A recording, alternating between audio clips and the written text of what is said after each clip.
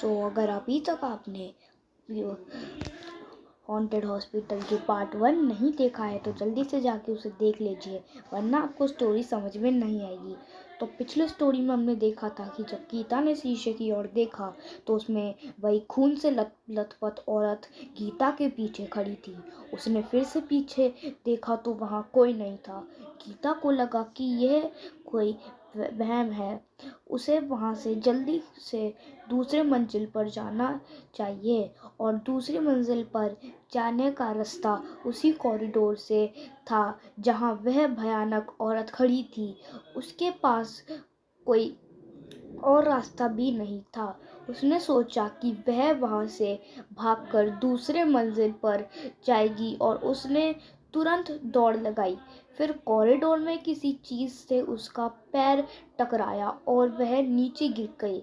जब उसने देखा कि उसने किससे टकराई तो उसका शरीर ठंडा पड़ गया।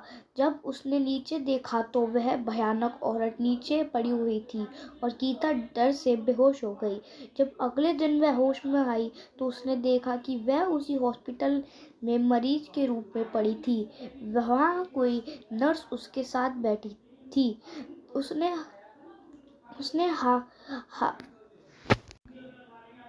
उसने हाँफते हुए नर्सों को कहानी सुनाई, लेकिन उन्हें उस पर विश्वास नहीं हुआ। उन्होंने कहा कि वह अपने काम की वजह से अपनी सेहत का ध्यान नहीं रखती। अगले दिन जब गीता अकेली थी तो एक बूढ़ी नर्स आई और उसने कहा कि वह गीता की बातों पर विश्वास करती है। वह हॉस्पिटल में अनीता नाम की औरत जो गीता को दिखाई दी थी 20 साल पहले गर्भवती होने के कारण मर गई थी।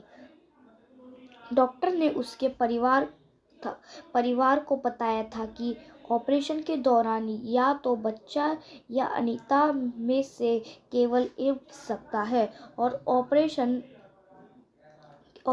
के दौरान अनीता और उसके बच्चे दोनों की मौत हो गई। कुछ दिनों बाद अनीता के घर में आग लग गई और पूरा परिवार मर गया। उस दिन के बाद कई लोगों ने कहा कि उन्होंने अनीता की आत्मा को हॉस्पिटल में देखा। सब कुछ सुनकर गीता ने वहाँ की नौकरी छोड़ दी और दूसरे हॉस्पिटल में रात को ड्यूटी लेने से मना कर दिया। आपको क्या लगता है, क्या यह घटना सच है? सो गाइज, अगर आपको ये कहानी अच्छी लगी हो तो हमें लाइक सब्सक्राइब करें। हम ऐसी ही और भी कहानियाँ लाते रहेंगे। धन्यवाद।